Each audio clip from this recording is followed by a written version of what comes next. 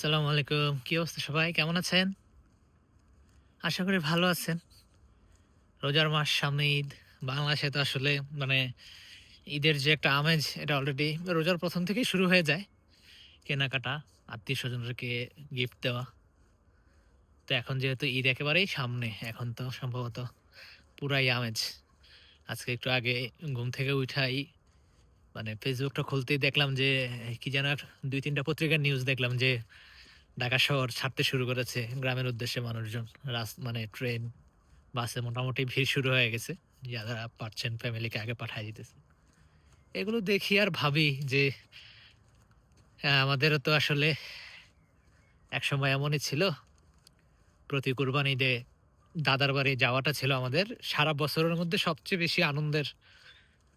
মানে যেহেতু সব কাজিনরাই আমরা বাইরে থাকতাম।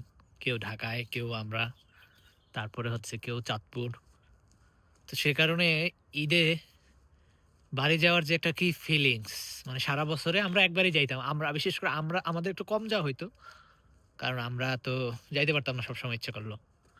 মানে ঈদ ছাড়া আমাদের যাওয়া হইতো না। আমরা গেলেও হয়তো আম্মা যাইতো না। আব্বা গেলে আব্বা যাইতো আরকি। আমরা পুরো ফ্যামিলি মানে সবাই একসাথে সেটা শুধু ঈদই। মানে ঈদে বাড়ি যাওয়ার আনন্দের যে মানে কতটুকু আনন্দ হতে পারে যে তার যদি একটা অপটিমাম কোনো লেভেল থাকে সম্ভবত এই লেভেলটা আমরা জানি। ৪ টা ফ্যামিলি, কাজিনরা সবাই গেলে একসাথে ঘুমানো, একসাথে নদীতে গিয়ে গোসল করা, সাঁতার কাটা, পাখির বাসা খুঁজে বেড়ানো, সাইকেল চালানো। মানে এহেন কোনো ডান পিটে কর্মকাণ্ড নাই যেটা আমরা করি নাই। কারণ সবাই যেহেতু বাইরে থাকতাম, অতটা স্বাধীনতা আমাদের এভাবে ছিল না বাইরে এইসব করার। তো কিন্তু গ্রামে গেলে সেই স্বাধীনতাটা আমাদের থাকতো। এখনো গ্রামে যাই মাঝে, মাঝে যাওয়া হয়, দাদা-দাদি নাই। চাচারা নাই। আল্লাহ নিয়ে গেছে, ব্যস্ত নসিব করুক আমার চাচা জেঠাদেরকে। জেঠিমাও লাস্ট ইয়ার চলে গেছে। ছোট চাচাও লাস্ট ইয়ার বিদায় নিছে। তো এখনো আছে মানুষজন। বড় জ্যাঠা এখনো আছে একজন। এই জিনিসগুলো ভাবি। এই যে সুপারমার্কেটে গেছিলাম বাজার করতে। একটা দুধের বোতল কিনলাম, কাউ মিল্ক আর হচ্ছে ব্যানানা কিনলাম। মনে হয় ৫-৬ টা হবে। তারপরে হচ্ছে ডিম কিনলাম ১ ডজন। আরেকটা কেচাপ কিনলাম টমেটোর। তো হাঁটতে, হাঁটতে কোনাকুনি একটা রাস্তা আছে আমাদের বাসা যাওয়ার জন্য। ওটা দিয়ে যাচ্ছি আর ভাবতেছি ভিডিও করি একটা। মানে সামনে ঈদের কথা মনে হইলে কেন জানি একটু মানে নস্টালজিক হয়ে যাই বিশেষ করে সবসময় যখন ঈদরা আসে, তখন একটু কেন জানি এইসব কিছু দেখলে একটু নস্টালজিক একটা ফিল হয়। আমাদের এই সময় চিন্তা থাকতো বন্ধু-বান্ধব যারা বাইরে বা মানে একেকজন একেক জায়গায় সবাই কখন কে কোন দিন আসবে, কোথায়, কোন সময় আড্ডা হবে। মানে ঈদের আগে তো রোজার ঈদের আগে তো অত বেশি আড্ডা হয় না যেহেতু রোজা থাকে সবার একটু ইয়ে থাকে। তো আমরা সন্ধ্যার পর ইফতারি করে বসতাম একসাথে। কখনো তারাবি পড়ে। মানে অন্যরকম একটা ইয়ে থাকতো এই সময়। কে কখন কার কোন দিন থেকে ছুটি, কারো ছুটি ১ দিন আগে, ২ দিন আগে পরে হয়ে যায়। কেউ ফ্যামিলি নিয়ে একটু আগে চলে আসে, কেউ বা একটু পরে আসবে বা কেউ ঈদের দিন আসবে। যেহেতু কাছাকাছি ঢাকা থেকে। তো এই ছিল আরকি অবস্থা।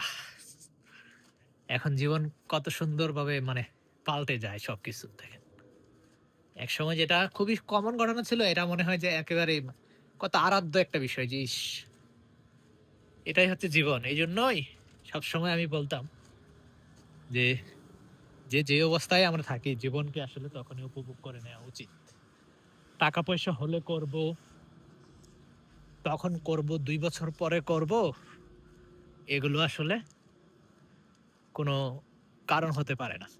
কারণ ২ বছর পরে কি হবে you never know কি যে হবে? যখন যা মন চায় সাধ্যের মধ্যে যদি হয় একটু কষ্ট করে হলেও আমাদের এগুলো করে ফেলা উচিত। কারণ জীবন খুবই শর্ট। আর জীবন হচ্ছে এত আনসার্টেইন, এত অনিশ্চিত মানে এটা আসলে কল্পনাতেও সম্ভব না কল্পনা করা আমাদের পক্ষে। কি হবে আমরা জানি না। আমরা কখনোই জানি না এটা যে কখন কি হয়ে যাবে।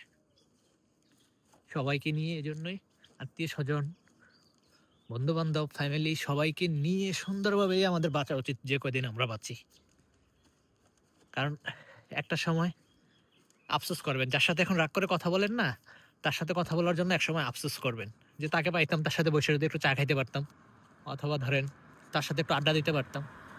যারা দেখলে এখন রাগ হয় একসময় তাকেও মিস করবেন। চোখের সামনে যখন থাকবেন না, তখন এই ছোট, ছোট জিনিসগুলোই মিস করবেন।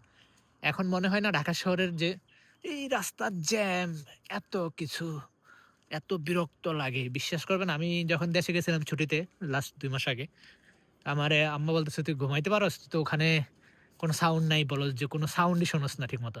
এখন আমি বলি, "আরে এগুলোই তো মিস করি আমি।"